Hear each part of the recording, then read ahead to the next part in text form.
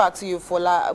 We've talked about the fact that at least the young people, there's progress from where we were to where we are now. And so I'd like to ask, must a young person be in politics before you can actually impact on your community or make that impact that you're gunning for? I know here you mentioned, of course, footballers, you mentioned those in entertainment, mentioned those who in their own sphere are actually doing well. But to have that voice and to have that followership, is it must that you have to be a politician, or can we also begin to get to the psyche of the young people that irrespective of where you are, you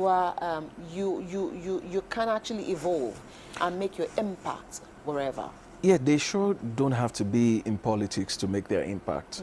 The question would be, what kind of impact do you want to make? Okay. For example, Dr. Ola Brown, who is doing Flying Doctors, is not in politics, at least not yet, but she's doing amazing jobs with getting to people who don't have access to healthcare, providing healthcare for them, flying people in roads from nooks and crannies, communities where they don't have motorable roads, to make sure that they get them to places they can get good health care.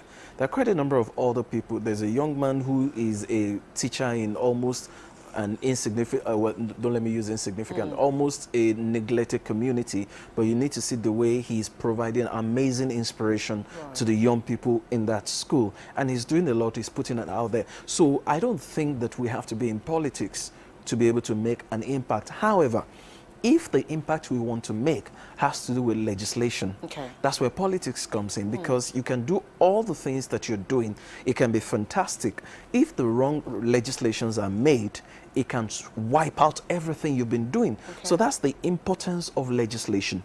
We can't face, I can say I have a vision, and I'm not concerned about the legislations that can override the visions that I have. So as much as I can do so much out there, I need to look. Take, for example, Aliko Dangote, richest man in Africa, arguably, still needs visa to get into more than 25 countries in Africa. Whereas if he was in Europe, he doesn't need visa to get into any country in Europe.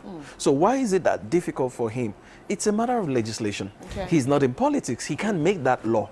But if, for example, he was the president of this country today, and maybe we should seize the opportunity to tell the president of the country, there are certain things that, there are certain areas where you can bail the cat. Take, for example, Nigeria has nothing to lose by saying that, all right, we're declaring visa-free to all African countries, and we expect our sister countries to follow suit. Guess what? Nigeria is going to earn more. We're going to benefit more from that.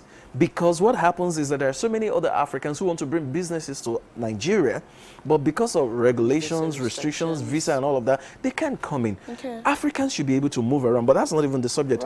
It's just to buttress the fact that as much as he's making impact, there are visa regulations that are restricting him, despite being the richest man in Africa. So now think about the man who is just a young person, who is not the richest man, not the richest woman, who is just coming out. Imagine all the visa.